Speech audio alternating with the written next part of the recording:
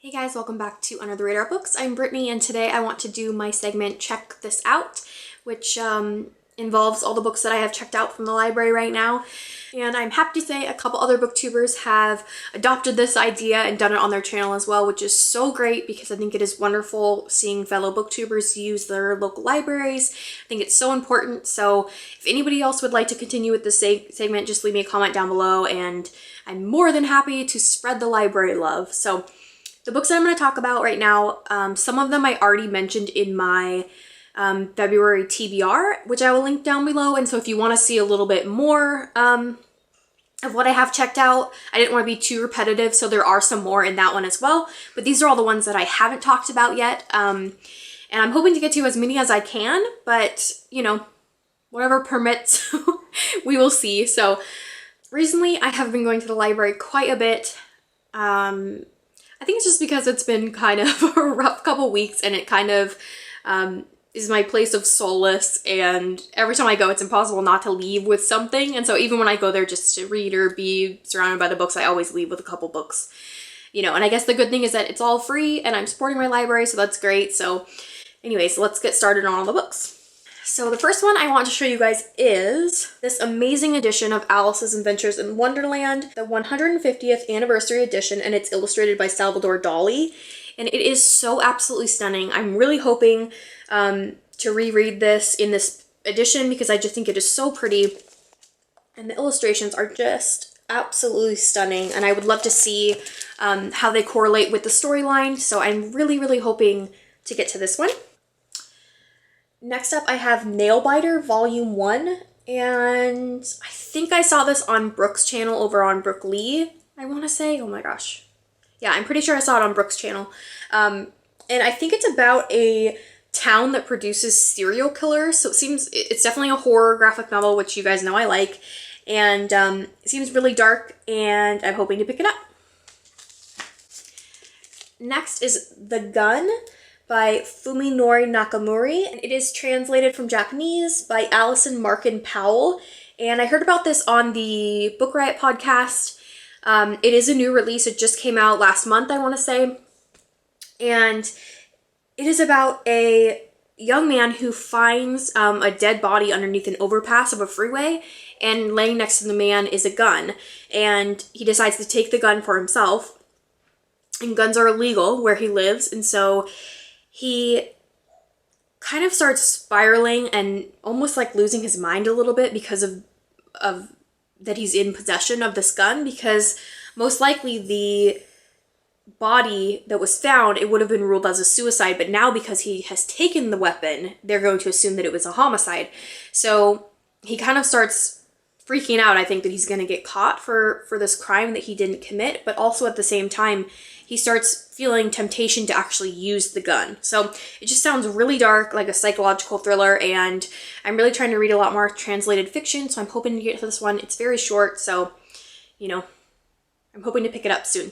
Next up, I have The Accidental by Ali Smith, which is one of my buddy reads I'm going to be doing this month, and it is about a girl who convinces this family, this wealthy family, that she knows a member of the family, even though in reality she doesn't. And so each member of the family thinks that she is not related, but she is friends with one of their other family members. So she kind of like sneaks into their family and just ends up hanging out with them at their summer house or something like that. So sounds so interesting. This will be my first Ali Smith book, and I'm so excited to try her writing because I've heard nothing but good things about it.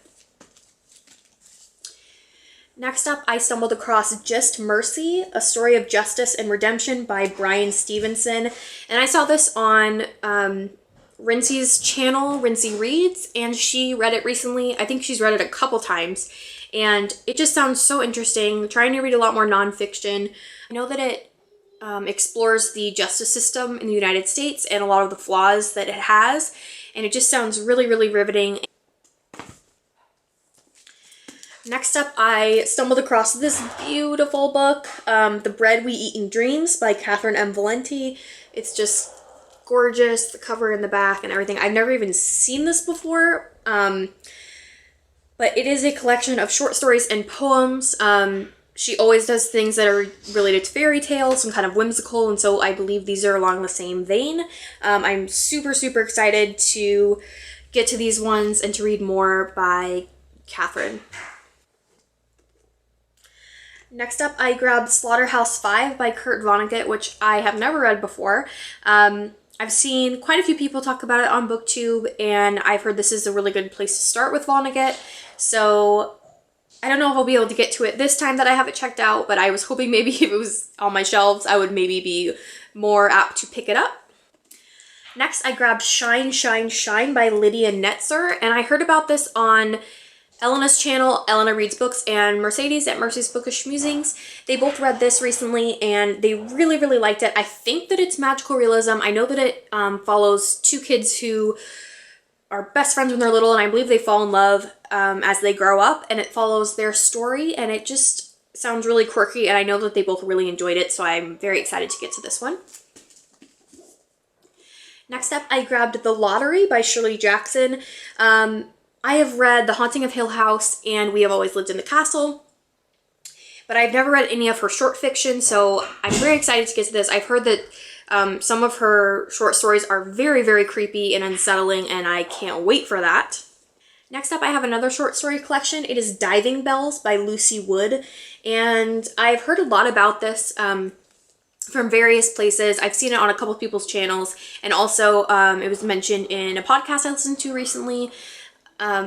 It's magical realism short stories, and the title short story is about in this town by the sea, husbands disappear in the night, and they're actually taken by like sirens or mermaids down into the ocean, and women can pay to go down in diving bells to see their husbands and try to get them to come back home. Anyways, it just sounds so interesting. I've heard really good things about it. I know that Lucy Wood has a novel that's out in the UK, and I think it's coming out soon in the US, so I'm excited for that also. I think it's magical realism too, so just right up my street. Next up, I grabbed Haints Stay by Colin Winnette, and this is by $2 Radio, which is a great small publishing house that I absolutely love. I just saw it sitting on my shelves and I couldn't resist just grabbing it. I honestly don't know much about it. There isn't even a blurb for it. It just has different quotes about it on the back. And so as far as I can tell, it's about two young kids, and it almost feels like a Western kind of thing, but I just am really not sure exactly what it's about, but I am quite excited to get to it. I have yet to read something from $2 Radio that I don't like, so excited for that one too. Next, I couldn't help but snatch up Slade House by David Mitchell, which is his most recent work, and I know that most people have said that you shouldn't start with this one because there's some stuff in this that is in the other books, but I don't know, I might start for it just to like get a taste for his writing, and I think it's the darkest and like creepiest of them all, which is definitely stuff that I enjoy, so, you know, we'll see. I just was too tempted not to pick it up because it's so pretty and I just wanted it, so. Next up, I have already read this one, but it is ApocalyptiGirl and Aria for the End of Times by Andrew MacLean, and it's a lovely graphic novel about a girl who is sent to this planet to retrieve this amazing power device, and she's there for 6 years trying to find this thing, and she's surviving in this underground subway, and it's just really fascinating. It's a very original outtake on an apocalyptic kind of story. I wanted more so much. Like I just want this to be a series because I just wanted to keep reading and reading. I loved it. I just read it in one sitting. It was amazing. And I think one of the best parts is that her cat's name is Jelly Beans, and she loves her cat so much, and I loved that. Anyways, a really great graphic novel. If you are looking for something new to try for graphic novels, this is a great place to go. And the artwork is quite cool too. So, highly recommended. The last thing that I have out is Lock and Key Volume 3, Crown of Shadows. And as you guys know, I'm just blazing my way through this graphic novel series. I love it so much, so this will definitely be read before it has to go back. So please let me know in the comments down below if anything sounds interesting to you, if you have read these, or if you want to read them, or even if you're just going to be adding them to your TBR. I would love to know. Also, if you guys like using your local library, if you have any questions about libraries, I'm more than happy to answer them. And until next time, happy reading!